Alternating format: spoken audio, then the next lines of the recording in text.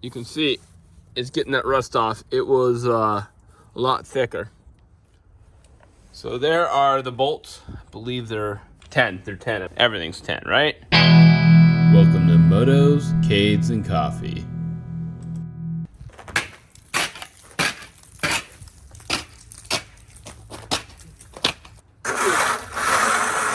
Pure ice.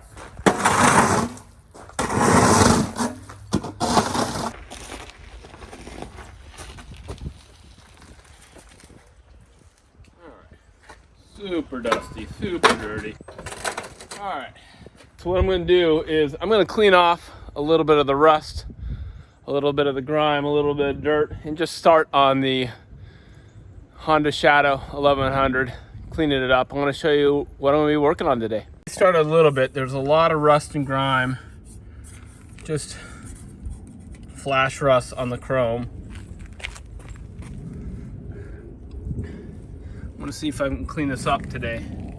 Been doing a couple things like getting some vinegar and using vinegar to get rid of some of that rust. We'll see what works best. I know aluminum foil they say, but we'll see what we can do to clean it up.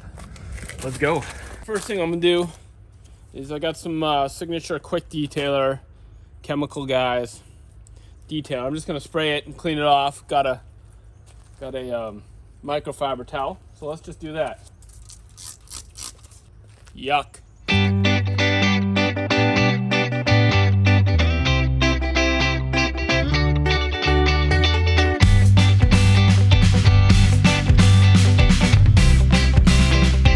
Okay, I did a very tiny bit of cleaning off.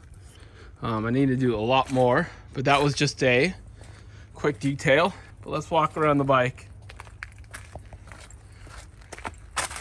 See how much cleaner it looks just like that.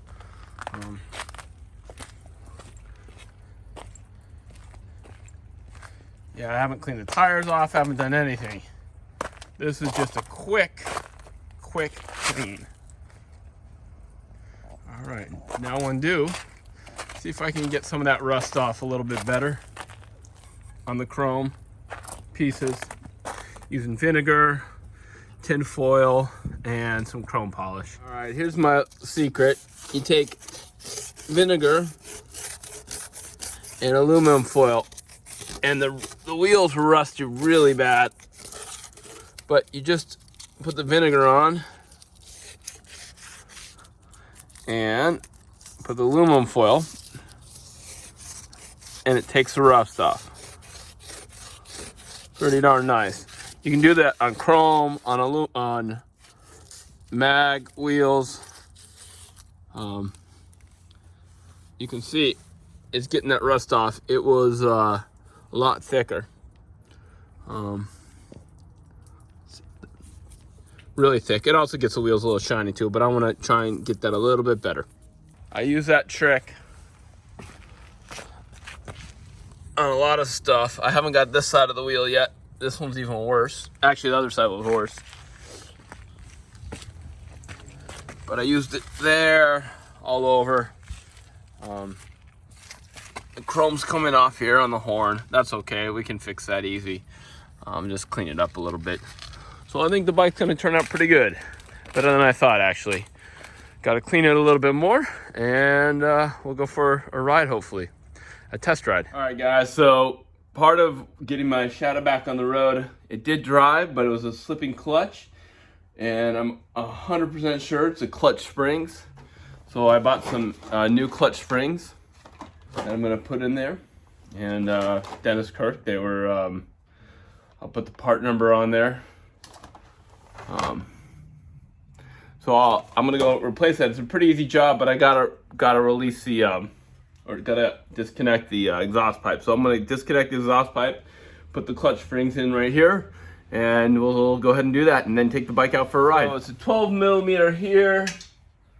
I think there's 2 bolts there, and then 2 bolts for the exhaust down here. So I'm gonna get the 12 meter out and unscrew them. Get these 2 here. There. That might be a wrench.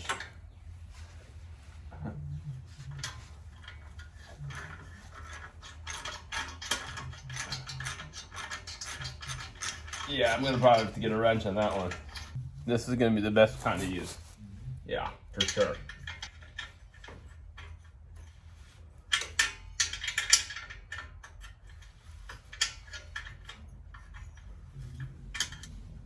Try the open-end wrench now that it's turning. Go a little quicker. All right, that's it. Okay, now there's 2 more bolts for the top and the bottom. They're 12 millimeter again. I'll use a combination of socket and ratchet.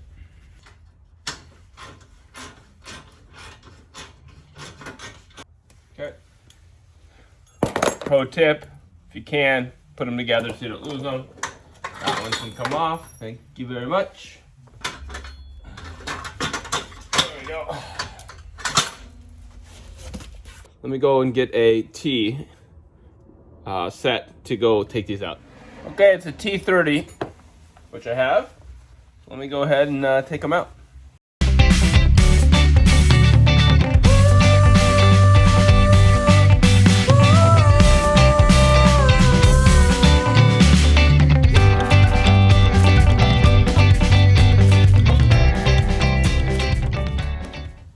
Alright, we can just pull it off.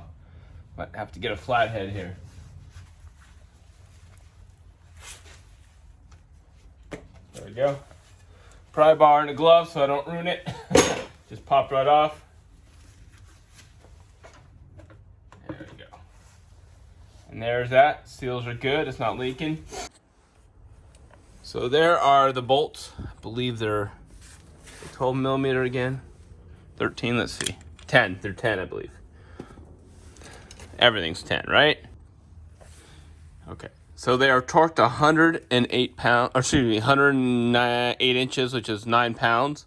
So I'm just gonna unscrew them, and the springs are right underneath each one of these. So I'm gonna unscrew them. I'm not taking the clutch out. I'm just changing the springs. So let's go ahead and unscrew them with a 10 millimeter. All right. So what I'm gonna do so I don't mess up. Oh, I'm just gonna change one at a time. I won't tighten them all the way until they are all seated. So I'm just gonna take one out, starting at the top. There we go. All right, start one at a time.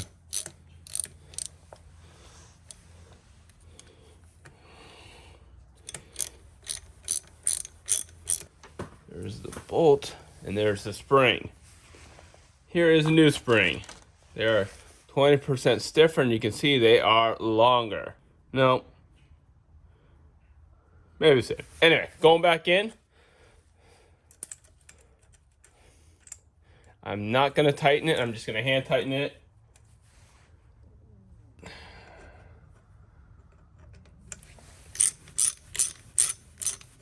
That's in, but not tightened. Let's go in counterclockwise.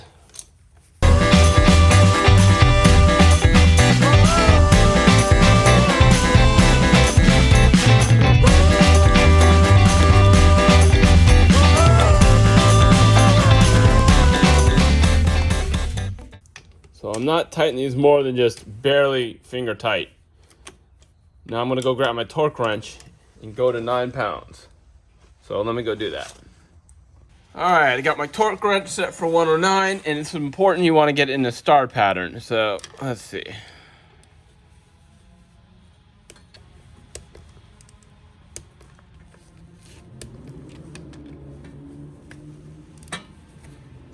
Okay, I think that's it. Hey. I got the clutch cover back on. Now it's time to just put the exhaust back on.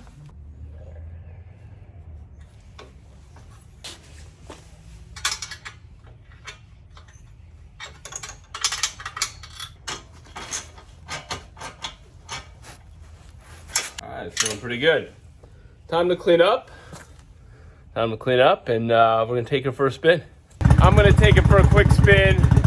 Hopefully the clutch is working better with those clutch springs, and I'll let you know how it works, and then we'll go for a full test drive once it is all worked out. All right, there's Mr. Mustard. Drives so good. I just replaced the clutch springs and it drives great. There's no slipping of the clutch, and it drives fantastic. Motor starts right up. See some of the patina still there, but it's in great shape. Great driving shape. Can't wait to give my full review on it because it drives better than I thought.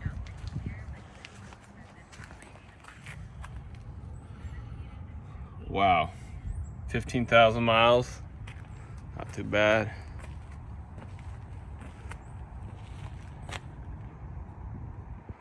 Nice driving bike.